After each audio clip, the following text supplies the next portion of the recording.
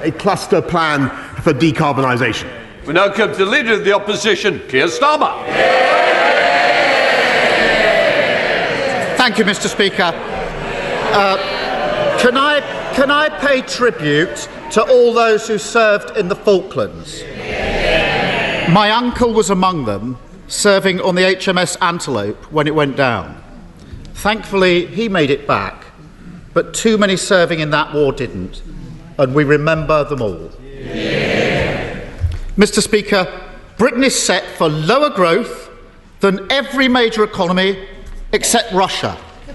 Why? Prime Minister. Mr. Speaker, well, I'll tell him.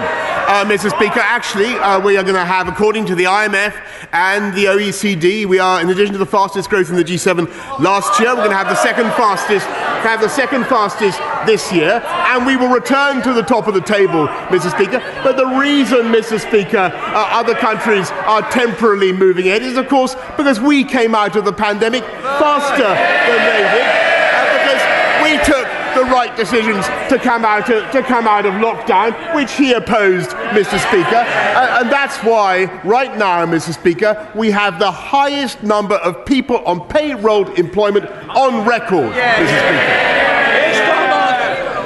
Mr. Speaker, he always likes to blame global forces, but global forces are just that, global. Everybody faces them. Britain isn't under crippling economic sanctions like Russia.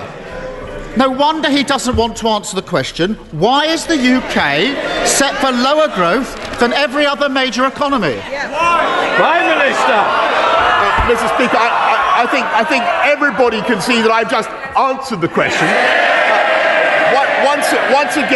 Once again, he's guilty of what my legal friends call ignoratio elenchi. He's failed to listen to what I've actually said, Mr. Speaker.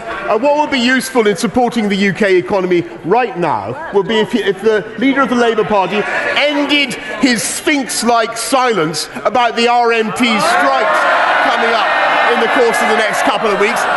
Will he now break with his shadow transport secretary and denounce Labour's rail strikes?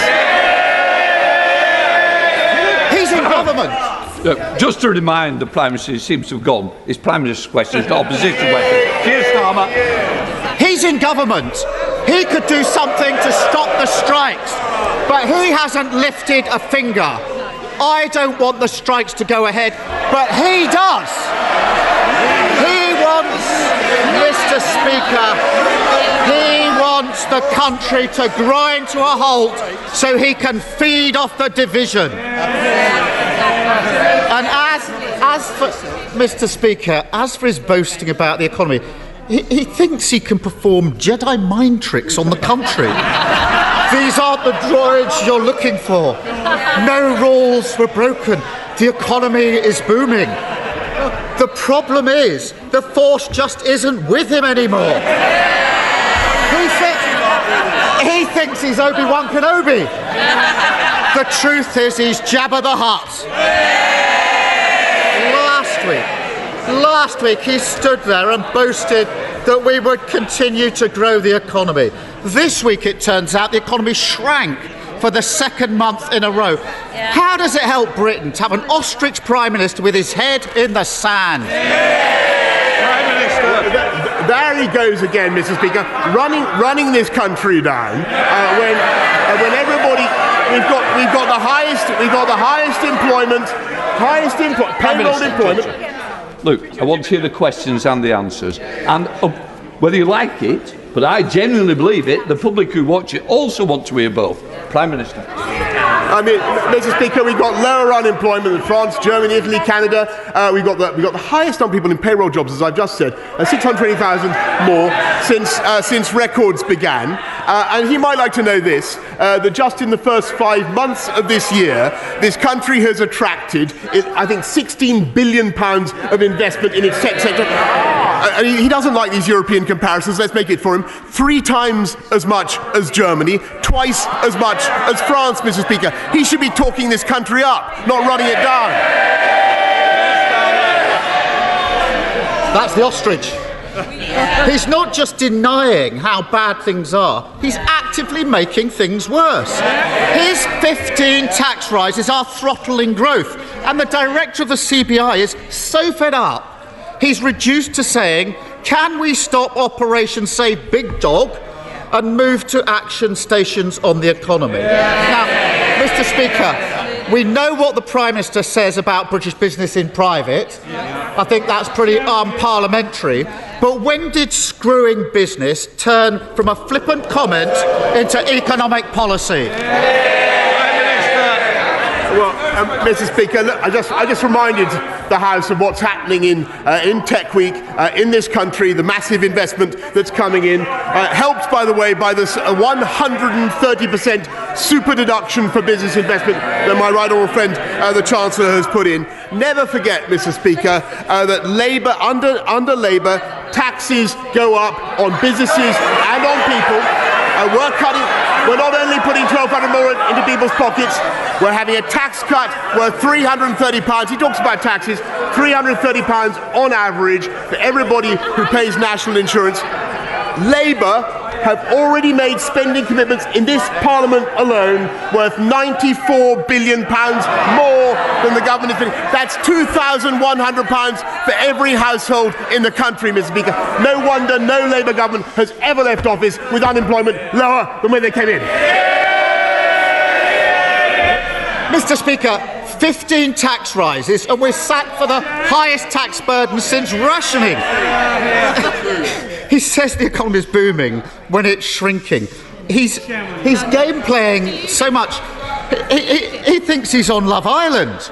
Trouble is, Prime Minister, I'm reliably informed that contestants that give the public the ick get booted out. And it's not just low growth. He's also lost control of inflation. He was warned about this last September. And what did he do? He dismissed it. He didn't act. He sat on his hands. Now prices are through the roof, and we're set to have the highest inflation in the G7. When will he accept he got it badly wrong when he claimed that worries about inflation were unfounded? Mr. Speaker, we're helping people with the cost of living with £1,200 on the 14th of July. The money will be going into people's bank accounts. Why can we do that, Mr. Speaker? Because we have the fiscal firepower to do it, because the economy is in robust shape, with record numbers of people in payroll employment, Mr. Speaker. And that is thanks to the steps that we took that he continuously opposed. And if he wants to, and I just remind Mr. Speaker, he has a chance. I won't say this interrogatively, Mr. He has the chance now to clear it up. He can oppose the Labour's rail strikes right now. Say he can disagree. He can disagree. And give him that opportunity. Let him disagree with the union barons who would add to people's costs in the coming weeks. Mr. Speaker, I don't want the strikes to go ahead. He does so he can feed on the division.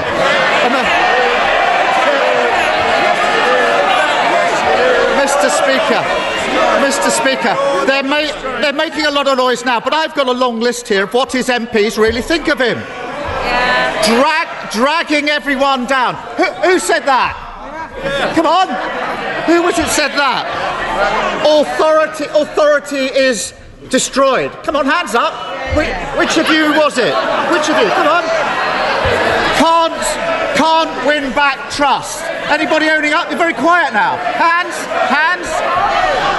Mr. Speaker, my personal favourite is this.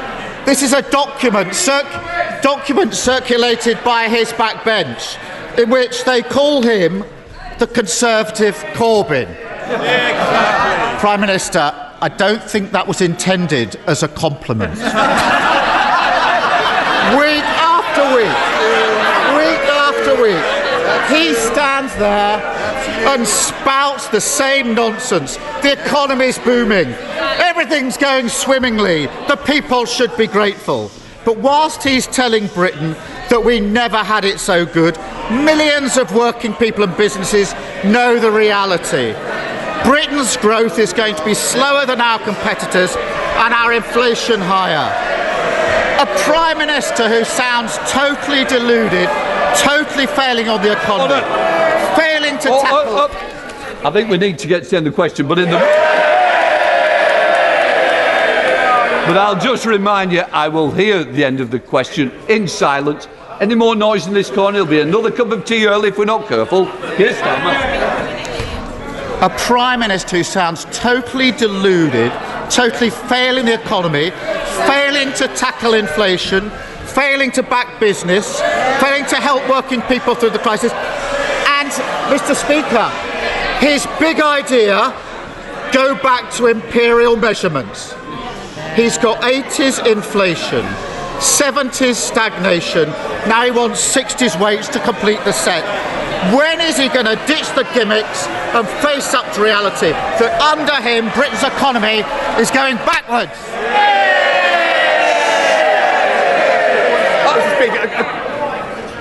Let's see the Prime Minister. Prime Minister. Mr. Speaker, a couple of quick points about Mr. Corbyn, the Right Honourable for Islington North.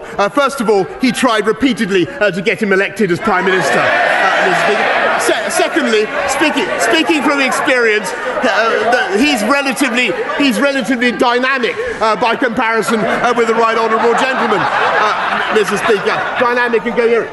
Might be helpful if you speak to me. I'm struggling to hear because of the noise on both sides. So please, if you look to the chair, it'll be easier for both of us. But what we're going to get on and do, Mr. Speaker, is continue to take the tough decisions to take this country forward, and decisions that are on the side of the British people, Mr. Speaker. They're blatantly on the side of the RMT union barons. When there are some ticket offices that barely sell one ticket per hour, Mr. Speaker, we are on the side of the travelling public.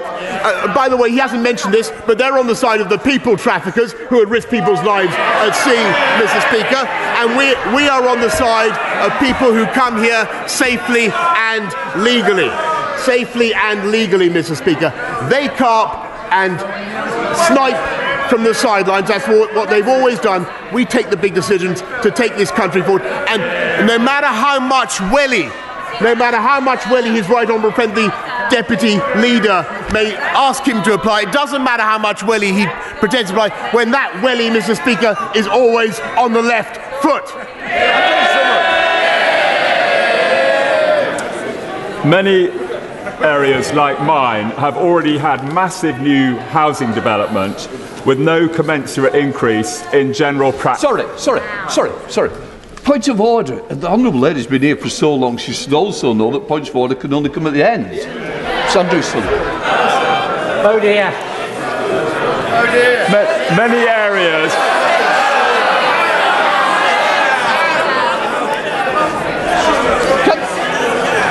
Have a conversation later, but certainly it's not. Andrew Sullivan. Many areas like mine have already had massive new housing development with no commensurate increase in general practice capacity. In one of my surgeries, with double the recommended number of patients per GP, a bowel cancer diagnosis of a 51-year-old father of 4 was missed and is now terminal. Getting this right is a life and death issue. So will the Prime Minister make sure that parts of the country that have already had massive new housing growth get the commensurate increase in general practice capacity that is only right and fair? Prime Minister. Yes, Mr. Speaker, and of course we've increased the numbers of doctors by 6,000, up to 1,200 more GPs since this time last year, 11,800 more nurses, but we must make sure that areas, particularly where areas of new sensitive development is going in, that there are the infrastructure services, particularly medical services, that they need. The NHS has a statutory duty to take account of population growth. I know he's met my honourable friend, the Health Secretary. I will take it up personally to make sure we get a proper approach to, I think, a very, very important issue. Ian Blackford. Thank you, Mr. Speaker. And can I join you and others that are remembering today the Falklands conflict of 40 years ago, and those like my colleague Keith Brown, the Scottish Justice Minister that served there, and in particular our thoughts are with those that paid the ultimate sacrifice. Mr. Speaker, yesterday our First Minister started a national conversation on Scotland's right to choose an independent future. When we look at nations like Iceland, Ireland, Norway and Denmark, it is clear that our neighbours are outperforming the United Kingdom. They deliver greater income equality, lower poverty rates, higher productivity, social mobility and business investment. Mr. Speaker, the list goes on and on. The evidence is overwhelming. Scotland is being held back by Westminster. Prime Minister, all those countries can use the powers of independence to create wealthier, fairer and greener societies. Why not Scotland? Prime Minister. Well, Mr. Speaker, I don't doubt my right honourable friend's talents as a conversationalist, but I think there are other subjects in the national conversation right now, and they include, Mr. Speaker, what we're doing to come through the aftershocks of COVID with the strongest jobs-led recovery of any European economy. As I said, 620,000 more people across the whole of the UK, Mr. Speaker, in payroll employment than there were before the pandemic began. And I think another subject of national conversation is investment into our whole country, investment in Scotland, investment across the whole of the UK, as I mentioned already, in the tech centre. And the whole of the UK standing strong together on the international stage and sticking up for the Ukrainians. I think that's some of the things that the country is also talking about, Mr. Speaker. Prime Minister. Yes, stronger together. As the Prime Minister seen the pound, I think the financial markets are giving their judgment on this Prime Minister. You know, Mr. Speaker, the Prime Minister can afford to live in his own little world, his own little Britain. But people have to live with the reality of a failing Westminster system. A cost of living crisis worse in the UK than any other G7 country. An inflation rate double that of France. The second worst economic growth forecast in the G20, next to only sanctioned Russia. And now, a threat of a trade war with our European friends, triggered by a law-breaking Prime Minister. That is not a vision for the future of Scotland. Our nation is big enough, rich enough and smart enough. Isn't it the case, Prime Minister, that Scotland simply can't afford to remain trapped in the failing Westminster system? Mr. Speaker, stop the world. Scotland wants to get on. Prime Minister. Mr. Speaker, I think that the figures speak for themselves. The UK has record numbers of people in payroll employment. That's an astounding thing when you consider where we were during the pandemic. That was because of the UK working well together, as he will remember, with the vaccine rollout, with the testing, which Scotland and the rest of the country cooperated brilliantly. And, Mr. Speaker, he talks about a trade war. He talks about a trade war. What could be more foolish, Mr. Speaker, than a project that actually envisages trade barriers within parts of the United Kingdom? That's what we're trying to break down.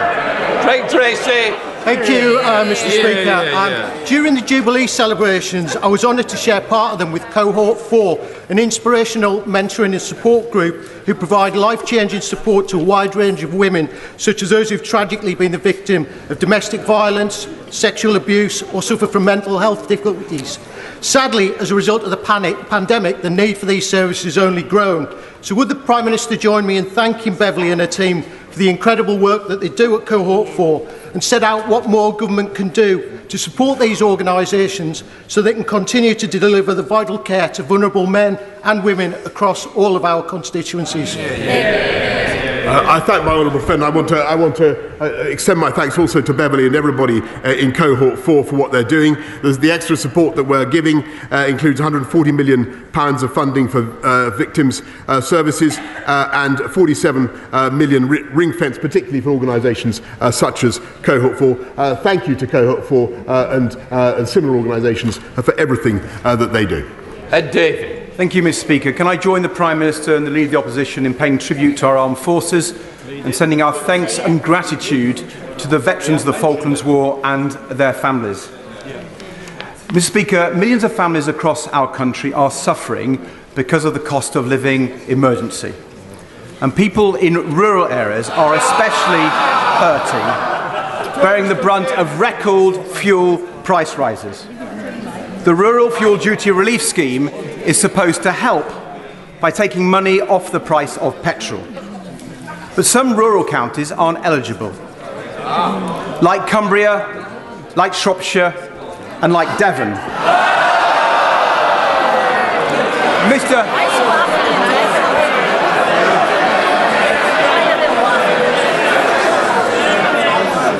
Speaker, the Conservative Party want to hear ideas to help those people, and I think the people of Devon will note. Because there are families and pensioners across rural counties who are missing out on this support.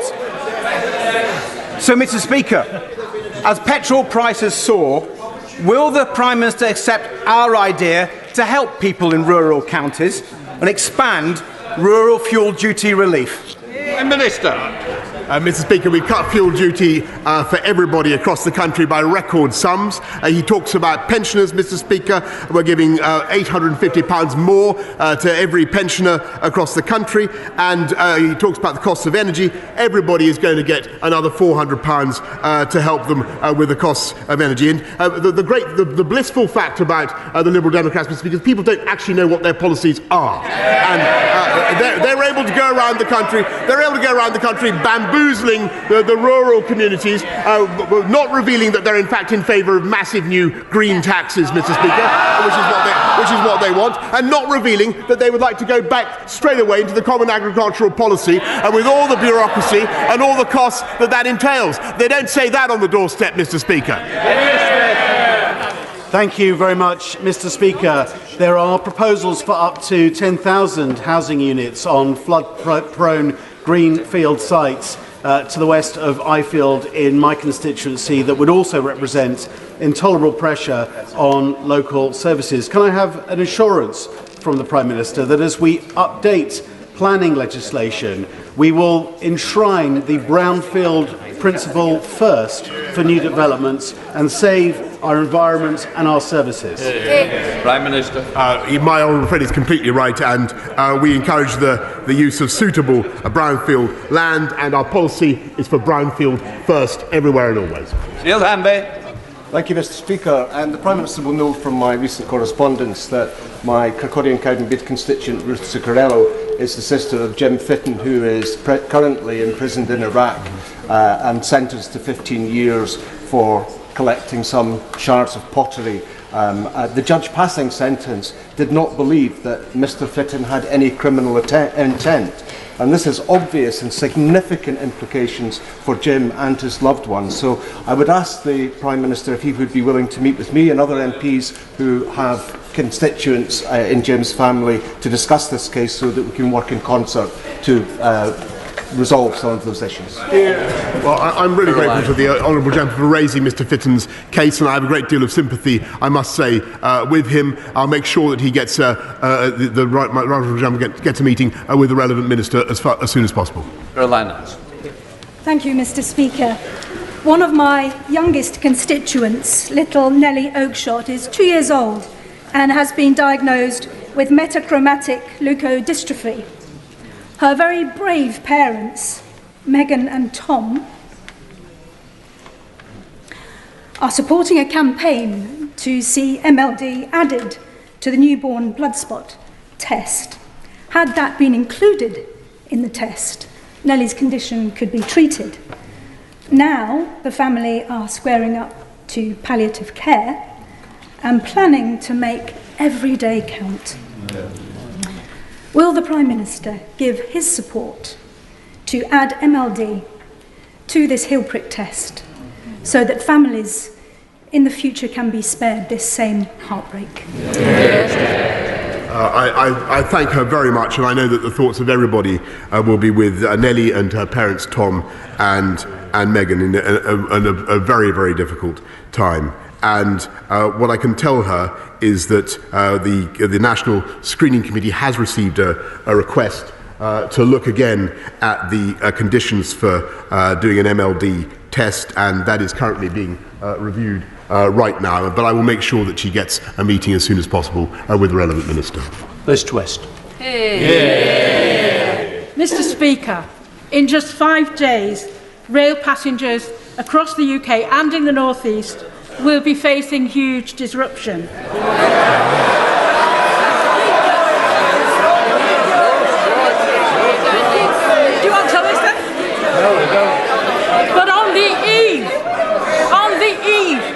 of the biggest rail dispute in a generation, it's emerged that ministers have not held any talks whatsoever since March. So, Mr. Speaker, I ask the Prime Minister. You've done out.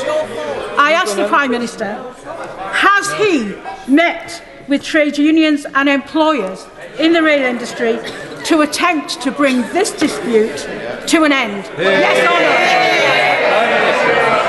Mr. Speaker, I noticed that what the one union baron was asked about this. He said, "I don't negotiate with the Tory government," is what he said. That's what they said, Mr. Speaker. We all know how much money the Labour front bench take from the RMT, Mr. Speaker. We know why they're sitting on their hands during Labour's rail strikes. They should come out and condemn it, Mr. Speaker. Thank you, Mr. Speaker. Today is Pension Credit Awareness Day. Pension credit is currently underclaimed. Around a quarter of those entitled don't claim it. So all my right honourable friend join me in encouraging people in Gedling and throughout the country to check their eligibility, make that claim so we can get more money into the pockets of pensioners. Prime Minister. Mr. Speaker, it's a very, very worthwhile and important campaign that my honourable friend supports. Too many pensioners fail to take up their entitlements under pension credit. It can be worth another £3,300 a year, and the more we can do to make pensioners aware of it, the better. Anna Mackmore. Thank you. Why is it that the worst people often rise to the highest office and stay there? Not my words about the Prime Minister, but those of his newest appointment, his cost of living czar. Families across Cardiff North, crippled with skyrocketing bills, unable to afford even the most basic necessities, all agree with him, saying this Prime Minister has to go. So if his own Tsar doesn't even have faith in him, tell me why those struggling should. Prime Minister. Mr. Speaker, she's asked that question repeatedly, but let me just remind her that this is a government that gets on and delivers on our promises to the people, and in particular getting Brexit done. I read the other day, Mr. Speaker, that she wants to go back into the single market and into the customs union. I think if that's the real policy of the Labour Party, Mr. Speaker, going back into the EU, then why won't the leader of the opposition admit it? But Timpson. Thank you very much, Mr. Speaker. When our family adopted my two brothers in the 1980s, support for adopters, whether that be financial, therapeutic or professional, was minimal. And by the time I became a family law barrister in the late 1990s, it really wasn't much better. Efforts since, particularly the Adoption Support Fund from 2015 onwards, has improved the situation, but as ever, there's much more that we can do. And to that end, would my right honourable friend look at making self-employed adopters eligible for statutory adoption pay so they can also have a better and fairer start to family life? Prime Minister. Mr. Speaker, I thank my honourable friend, and he's a great champion for adopters and all those who help give children a loving and stable home. We've so far focused on supporting, he's quite right, we're focused on supporting employed parents, but local authorities do have the power to provide discretionary payments equivalent to maternity allowance for self-employed adopters as well. Gary McCarthy. Thank you, Mr. Speaker. We know that at times of economic hardship, suicide rates are likely to rise too. We saw that after the 2008 crash. So as well as doing more to support people through the cost of living crisis, will the Prime Minister commit to doing more to support excellent suicide prevention campaigns like CALM, the campaign against living miserably, and also implement Labour's pledge that anyone in need of it should be able to access mental health counselling within a month, an end to waiting lists? Prime Minister. She's entirely right, Mr. Speaker, and we must focus ever more on mental health. That's why we're putting another £2.3 billion into supporting mental health services, including suicide prevention and the many wonderful charities that help people with their conditions, Mr. Speaker. And you know, what I can say is it would be a good thing if across the floor of this House we had support for the spending that we're putting in. David Jones. Thank you, Mr. Speaker. The conflict in Ukraine and the consequent disruption of the supply chain in wheat has highlighted the need for the United Kingdom to become more self-sufficient in food. The Genetic Technology Bill, which has its second reading this afternoon, will help create the conditions to enable English farmers to produce more food of higher quality. But does my right honourable friend agree that the drive to self-sufficiency requires a UK-wide effort? And will he urge the devolved administrations to adopt the provisions of the bill so that farmers across Britain can produce the food that the country needs? Prime Minister. My honourable friend is completely right that currently the policy, of course, the bill only applies to England. He's completely right, but in a loving and sharing way, we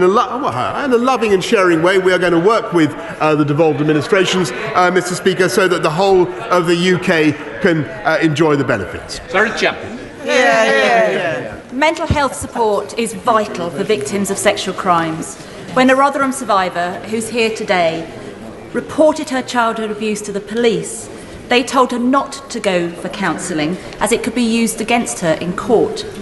Your Attorney General is challenging the rules, so it's even easier for defence teams to access victims' counselling notes, having an immediate chilling effect. Survivors shouldn't be forced to choose between their mental health and justice. Prime Minister, please stop this. Well, I'm very interested to hear what she says, and I will look at the evidence that she has. But these are very sensitive and very difficult issues, particularly as regards the defence cases. But if she looks at what's happening, for instance, on rape and serious sexual offences, where we've had very similar problems, we are starting to see gradually an improvement in the prosecution rates, and that is because governments across departments across Whitehall working together to take account of victims' needs. And I agree that progress isn't everything that I would like, but we are seeing progress. My right honourable friend may be aware that the Shrewsbury and Telford Hospital Trust has recently submitted a revised outline business case in support of its £312 million capital allocation made by the Department of Health 4 years ago. Does he agree with me that in order to make progress and complete the ambitious hospital building programme, the NHS decision-making processes not only need to be levelled up, they need to be speeded up? Prime Minister. I think, Mr. Speaker, that the right honourable gentleman certainly speaks for many in this House in wanting faster decisions on planning in the NHS. But what you also, and that's what we're doing, we're pushing through, as he knows, 40 hospitals 40 hospitals we are building, Mr. Speaker, and what that needs is the funding. And I just tactfully point out again, the opposition benches bellowing away. They voted against the extra 39 billion that we're putting in. Thank you very much, Mr. Speaker. My constituent, Mr. Singh's identity has been stolen. His NHS records are being misused, but he's been advised there is nothing the Health Secretary can do. Crimes are being committed in his name. The Home Secretary's department assured him that this would not affect his immigration status. Yet recently, he, his wife and children were detained by UK Border Force whilst travelling for a family holiday. Can the Prime Minister explain who in his government is responsible for this chaotic incompetence? Mr. Speaker, I'd be only too happy to look at and I'm very sorry for the experience that Mr. Singh and his family have had. And I should ask who's responsible. I'm responsible, Mr. Speaker, and I take. But I will look at the case. I'll make sure that she gets a proper answer from the Home Office in the Immigration Department. Theresa May. Thank you, Mr. Speaker.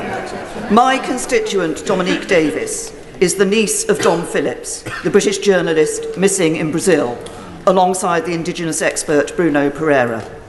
Will my right honourable friend ensure that the government makes this case a diplomatic priority and that it works to do everything it can to ensure that the Brazilian authorities put the resources necessary to uncover the truth and find out what has happened to Dom and Bruno? I thank my right honourable friend very much. and I can tell her that for representing the niece of Dom Phillips. And of course, like everybody in this House, we're deeply concerned about what may have happened to him. FCDO officials are working closely now with the Brazilian authorities following his disappearance on the 5th of June. The minister responsible has raised the issue repeatedly, the search and rescue effort with Brazil's Justice and Public Security Minister. And what we've told the Brazilians, Mr. Speaker, is we stand ready to provide, Madam Deputy Speaker, I should say, we stand ready to provide all the support that they may need. Thank you.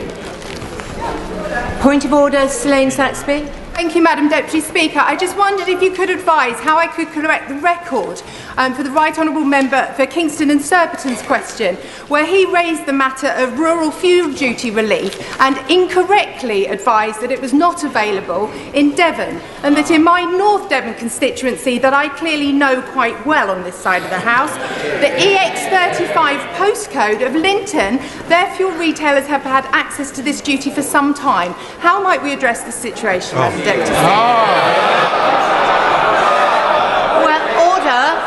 Order. I thank the Honourable Lady for her point of order. The Chair is not responsible for points made by Honourable and Right Honourable members, but she has put her concerns on the record, so I suggest we leave it at that. Further to that point of order, Sir Edward Davey. Thank you, Madam Deputy Speaker. Can I thank the Honourable Lady for raising the point, not directly, I think, pointing out that vast parts of Devon don't have rural fuel duty relief. Yeah, I think this is becoming a continuation of Prime Minister's question, so we will leave it at that. Point of order, Yasmin Qureshi. Yes, Madam Deputy Speaker. In the Prime Minister's questions, the Prime Minister said that the Leader of the Opposition was a supporter of people traffickers. I think that should be taken out of record. Here. It's a disgrace. Well, I thank the Honourable Lady for her point of order. Frankly, the level of noise during PMQs meant it was not possible for the Chair to hear everything. But I understand that the Prime Minister, as she says, did say that the opposition was on the side of people traffickers. That seems to me, and I have to say to the Speaker, to fall well short of the good temper and moderation which should characterise our debates. And I say to the Prime Minister and to all members here, we need to refer to each other in this place in more respectful terms. And I'm sure that in that spirit will be adopted in the statement to come. Point of order. Madam Deputy Speaker, as Chair of the International Trade Committee, it's with dismay of the committee that we found out that the government was to trigger the CRAG process on the Australia-UK FTA before the scrutiny was finished. This, in light of assurances to the Speaker of the House in a letter, assurances on the floor of the House on the 17th of November 2021 at the dispatch box from a Minister of the DIT and also to the committee itself that scrutiny would be allowed to happen before CRAG was triggered. This has not happened. What is happening is the UK is opening and rolling out the red carpet to Australian exporters to the UK, while Australia is not ratifying. Madam Deputy Speaker, we and the committee feel there should be a vote at the very least to delay CRAG. Can you advise us how best we can achieve that end? Well, I thank the Honourable Gentleman for his point of order. It has not related directly to PMQs, so it should actually have been taken later. But he has, obviously, ministers should stick to commitments that they have made, and I'm sure he will find a number of ways in order to further the points that he has made. Thank you. Statement, Home Secretary Priti Patel. Thank you, Madam Deputy Speaker. And with permission, I would like to make a statement about the government's world-leading migration and economic development partnership with Rwanda. The British people have repeatedly voted for controlled immigration and the right to secure borders, Madam Deputy Speaker. This is a government that acts and hears that message clearly, and we are determined to deliver that. Last night, Madam Deputy Speaker, we aimed to relocate the first people from our country who arrived here through dangerous and illegal means, including by small boat. Over the course of this week, many and various claims to prevent relocation have been brought forward. Now, Madam Deputy Speaker, I welcome the decisions of our domestic courts, the High Court, the Court of Appeal, and Supreme Court to uphold our right to send the flight. However, following a decision by an out-of-hours judge in the European Court of Human Rights in Strasbourg, minutes before our flight's departure, the final individuals remaining on the flight had their removal directions paused while their claims were considered. I want to make something absolutely clear today, Madam Deputy Speaker. The European Court of Human Rights did not rule that the policy or relocations were unlawful, but they prohibited the removal of 3 of those on last night's flight. Those prohibitions last for different time periods, but are not an absolute bar on their transfer to Rwanda. Anyone who's been ordered to be released by the courts will be tagged while we continue to progress their relocation. While this decision by the Strasbourg Court to intervene was disappointing and surprising given the repeated and considered judgments to the contrary in our domestic courts, we remain committed to this policy. These repeated legal barriers are, Madam Deputy Speaker, very similar to those that we experience with all other removal flights, and we believe that we are fully compliant with our domestic and international obligations, and preparations for our future flights and the next flights have already begun. Our domestic courts were of the view that the flight could go ahead. Madam Deputy Speaker, the case for our partnership with Rwanda bears repeating. We are a generous and welcoming country, as has been shown time and time again. Over 20,000 people have used safe and legal routes to come to the UK since 2015. And most recently, Madam Deputy Speaker, Britons have opened their hearts and their homes to Afghan nationals and Ukrainian nationals. But our capacity to help those in need is severely compromised by those who come here illegally. And as we've discussed in this House many, many times, who seek to jump the queue because they can afford to pay the people smugglers. It is illegal. It is not necessary because they are coming from other safe countries. It is not fair either on those who play by the rules or on the British taxpayers who have to foot this bill. We cannot keep on spending nearly £5 million a day on accommodation, including that of hotels. We cannot accept this intolerable pressure on public services and local communities. It makes us less safe as a nation because those who come here illegally do not have the regularised checks or even the regularised status. And because evil people smuggling gangs use the proceeds of their ill-gotten gains to fund other appalling crimes that undermine the security of our country. It is also lethally dangerous for those who are smuggled.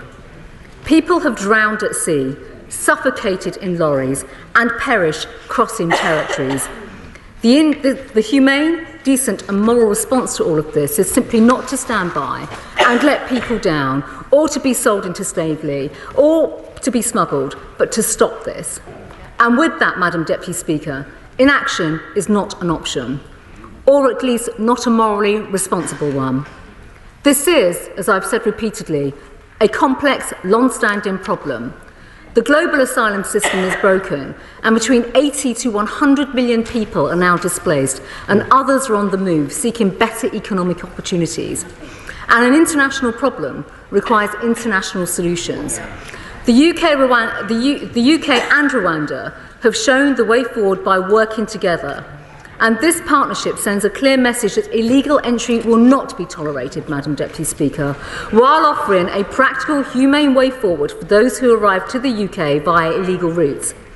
It has saddened me, Madam Deputy Speaker, to see Rwanda so terribly misrepresented and traduced in recent weeks.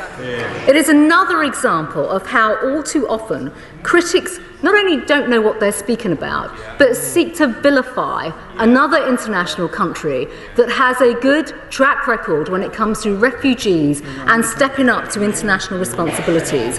Rwanda, Madam Deputy Speaker, is a safe and secure country with an outstanding track record of supporting refugees and asylum seekers. And indeed, we are proud that we are working together. Proud that the UK is investing in Rwanda and helping that great country to thrive. And proud that those who are relocated to Rwanda will have an opportunity to thrive as well. They will be given generous support, including language skills, vocational training, and help with starting their own businesses or finding employment. But of course, I'm afraid, Madam Deputy Speaker, the usual suspects, with the blessings of honourable and right honourable members opposite, have set out to thwart and even campaign against these efforts, and with that, Madam Deputy Speaker, the will of the British people. It would be wrong to issue a running commentary over ongoing cases, but Madam Deputy Speaker, I would like to say this. This government will not be deterred from doing the right thing. We will not be put off by the inevitable legal last-minute challenges, nor we will allow mobs, Madam Deputy Speaker, to block removals. We will not stand idly by and let organised crime gangs, who are despicable in their nature and their conduct, evil people, treat human beings as cargo. We will not accept that we have no right to control our borders, Madam Deputy Speaker. We will do everything necessary to keep this country safe, and we will continue our long and proud tradition of helping those in genuine need. Now, many of us have met refugees, both abroad and on British soil, and listened to the stories that are quite frankly chilling and heartbreaking. But of course it suits the benches opposite to pretend that this side of the House doesn't care. But Madam Deputy Speaker, as you referred to in the earlier point of order, on this side of the House, such accusations are a grotesque slur. And let me tell you, Madam Deputy Speaker, what is truly chilling is listening to opponents going on about how awful this policy is, while offering no practical solutions, while lives are being lost. Helping develop safe and legal routes to this country for those who really need them is absolutely at the heart of this government's work. And having overseen efforts to bring to the UK thousands of people in absolute need, including from Hong Kong, Syria, Afghanistan and Ukraine. And I am the first to say that controlled immigration is good for our country, outstanding for our country, including that by refugees. But Madam Deputy Speaker, we simply have to focus on the support of those who need it the most, and not those who have picked the UK as a destination over a safe country like France. And it is no use pretending that they are fleeing persecution when they are travelling from a safe country, because our capacity to help is not infinite, and public support for the asylum system will be fatally undermined if we do not act. And along with the critics of the Migration and Economic Development Partnership have no alternative proposal to deal with uncontrolled immigration. And like on so many other issues, the parties opposite, the Labour Party and the SNP, are on the wrong side of the argument, and we will only see with their arguments public trust in the system being corroded. That is irresponsible and utterly indifferent to those who we seek to help and support. Now, Madam Deputy Speaker, I have always said that I will look at all proposals to reduce illegal migration and illegal entry to our country, and even those that the opposite benches might prepare to put forward, but we still wait for them. However, well, he says that. However, fundamentally, they don't think there is a problem, and that is why they don't have a solution, because they still remain and stand for open borders, pure and simple. Meanwhile, this government wants to get on with delivering, not just on what the British people want, but reforming our systems, so yes, so that they are firm, but equally, Madam Deputy Speaker, so that they are fair to those who pay for them and fair on those who need our help and support. Shadow Home Secretary.